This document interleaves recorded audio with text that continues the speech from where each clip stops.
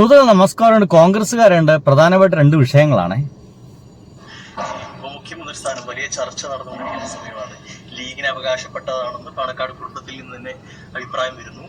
സ്വാഭാവികമായിട്ട് അത് ലീഗിന് അവകാശപ്പെട്ടതല്ലേ, അതിന് മടി കാണിക്കേണ്ടതുണ്ടോ അത് ചോദിക്കാൻ? ലീഗിന് അർഹതപ്പെട്ടതാണ് എന്ന കാര്യത്തിൽ ആർക്കും സംശയമില്ലല്ലോ.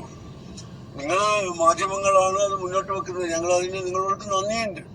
കുഴപ്പമൊന്നുമില്ല, ഞങ്ങൾക്ക് അർഹതപ്പെട്ടതാണ്. പക്ഷെ ഞങ്ങളത് ഡിമാൻഡ് ചെയ്യുന്നില്ല. സുഹൃത്തുക്കളെ, അധികാരം കിട്ടിയിട്ടില്ല, കോൺഗ്രസിന്റെ വോട്ടൊന്നും എണ്ണി തുടങ്ങിയിട്ടില്ല. അതിനു മുമ്പ് തന്നെ കോൺഗ്രസ് ഏകദേശം കഞ്ഞും ചോറും കൂട്ടാനൊക്കെ വെച്ച് തുടങ്ങി. ഞാൻ അറിഞ്ഞിടത്തോളപ്പം എന്റെ സുഹൃത്തുക്കളൊക്കെ അന്വേഷിക്കുമ്പോഴേ ഇവര് ബിരിയാണി കൊടുക്കൽ തുടങ്ങി എന്നുള്ളതാണ്. കോഴി ബിരിയാണിയും ബീഫ് ബിരിയാണിയൊക്കെ വിളമ്പിൽ തുടങ്ങി. തീർച്ചയായിട്ടും അധികാരത്തിലേക്ക് UDF വരും എന്ന് ഉറപ്പാണ്. അപ്പോൾ കോൺഗ്രസിൽ നിന്ന് ഒരുപക്ഷെ രമേശ് ചെന്നിത്തലയോ വിഷ്ണുനാഥല്ല വേണുഗോപാലോ അല്ലെങ്കിൽ നമ്മുടെ VD സതീശൻ ചേട്ടനോ മുഖ്യമന്ത്രിയാവുകയാണെങ്കിൽ, വലിയ ദുരന്തമായിരിക്കട്ടെ അതൊക്കെ, എന്തായാലും മുഖ്യമന്ത്രി ആവുകയാണെങ്കിൽ ഉപമുഖ്യമന്ത്രി ആഭ്യന്തരം ആരായിരിക്കും കൈകാര്യം ചെയ്യുക എന്നുള്ളതാണ്. ഇതിനെക്കുറിച്ചൊരു ഗംഭീരമായ രസകരമായ എഴുത്തൊക്കെ രാഹുൽ ഈശ്വരൊക്കെ നടത്തിയിട്ടുണ്ട്. ഒരു മതേതര കേരളമായി തീരും, ഒരു മുസ്ലിമിന്റെ കയ്യിൽ ആഭ്യന്തരം കിട്ടിക്കഴിഞ്ഞാൽ എങ്ങനെ ഉണ്ടെന്ന് നോക്കണം, കുഞ്ഞാലിക്കുട്ടി തന്നെ ആഭ്യന്തരം കൈകാര്യം ചെയ്യണം എന്നൊക്കെ പറഞ്ഞിട്ടൊരു ഒരു കളിപ്പിച്ചുകൊണ്ടാണോ എന്നറിയില്ല, ഒരു പോസ്റ്റ് വന്നിട്ടുണ്ട്. താല്പര്യമുള്ളവരൊക്കെ ഒന്ന് പോയി വായിക്കണം കേട്ടോ. എന്തായാലും ഇപ്പൊ തന്നെ ഞങ്ങളായിട്ട് ആവശ്യപ്പെടുന്നില്ല, പക്ഷെ ഞങ്ങൾക്കത് അവകാശപ്പെട്ടതാണ് എന്ന രീതിയിലുള്ള വർത്തമാനമൊക്കെ മുസ്ലിം ലീഗർ പറയൽ തുടങ്ങി. കേട്ടോക്ക്.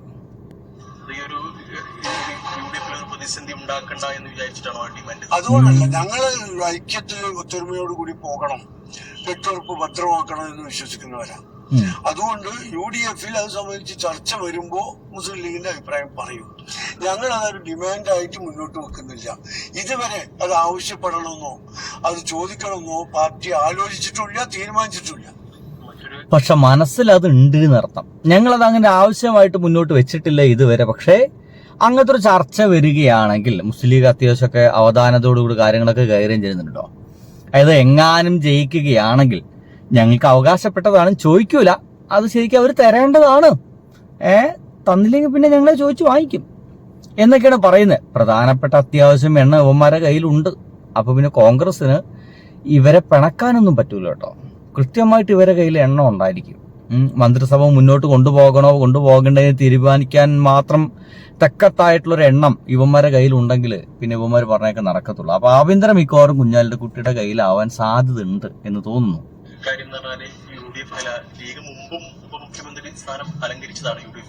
സംഗതി അവിടെ കിടക്കട്ടെ. ഈ അധികാരത്തിൽ കേറും എന്നുള്ള ഒരു സംഗതി ഇപ്പോഴും ഉറപ്പായിട്ടില്ല. പക്ഷെ അതിനു മുമ്പേ ഇവര് ഭീഷണി തുടങ്ങി എന്നുള്ളതാണ് അത്ഭുതം. ഭീഷണി നോക്ക്.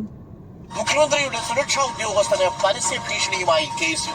സുരക്ഷാ ഉദ്യോഗസ്ഥന് സന്ദീപിനെതിരെ KSU സംസ്ഥാന വൈസ് പ്രസിഡന്റ് അരുൺ രാജേന്ദ്രനാണ് ഭീഷണി മുഴക്കിയത്. നവകേരള യാത്രയിൽ KSU പ്രവർത്തകരെ മർദ്ദിച്ചതുമായി ബന്ധപ്പെട്ടാണ് ഭീഷണി. തല അടിച്ചു പൊട്ടിച്ചതിനെ കണക്ക് തീർക്കുമെന്നാണ് അരുൺ രാജേന്ദ്രൻ സോഷ്യൽ മീഡിയയിലൂടെ ഭീഷണി മുഴക്കിയത്. സോഷ്യൽ മീഡിയ വഴി ഭീഷണി മുഴക്കി കഴിഞ്ഞു, മനസ്സിലായില്ലേ?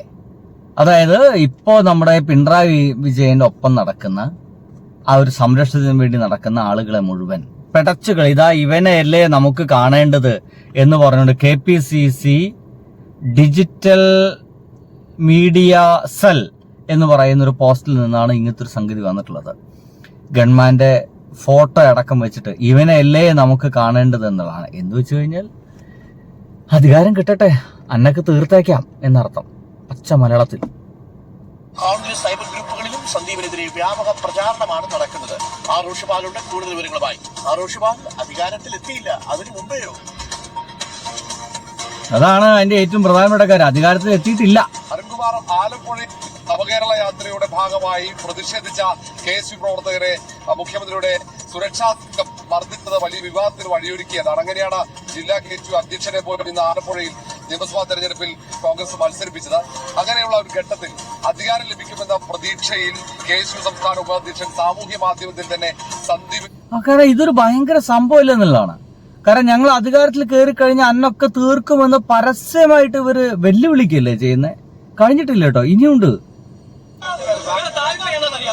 മാനേജ്മെന്റ് അധ്യാപകർ സംരക്ഷിക്കാൻ നടക്കില്ല. നിങ്ങൾ എന്തെങ്കിലും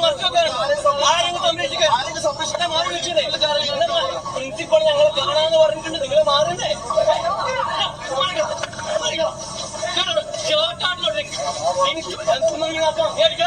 പോയി പഠിക്കാൻ മതിയാ. എന്നെ പഠിപ്പിക്കാൻ പറ്റും.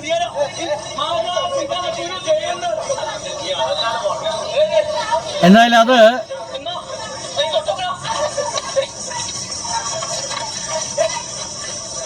കേസിന്റെ ഒരു മാന്യമായൊരു സമരമാണ്. എനിക്ക് ഇഷ്ടമായി.